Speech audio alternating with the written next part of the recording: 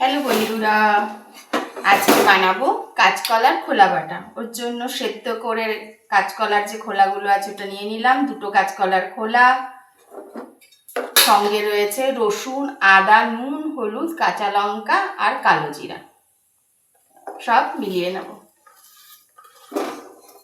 এবার মিক্সি গ্রাইন্ডারে একবার পেস্ট করে নেব। কড়াই বসিয়ে নিয়েছি, কড়াইতে তেল দিয়ে দিয়েছি, দেবো শুকনো লঙ্কা ফোড়ন আর পেঁয়াজ ফোড়ন।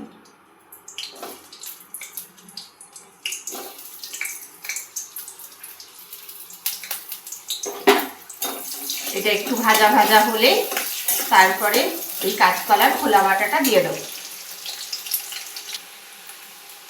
পেঁয়াজটা লাল লাল করে ভাজা হয়ে গেছে। এবার মিক্সি গ্রাইন্ডারে যে বেটে রেখেছি কাঁচকলাটা ওটা দিয়ে দেবো, দিয়ে শুকনো করে ভাজতে থাকবো। হয়ে যাবে কাঁচকলার খোলা বাটা। কাঁচকলার খোলা বাটাটা একদম কমপ্লিট হয়ে গেল। এবার কড়াই থেকে তুলে নেব।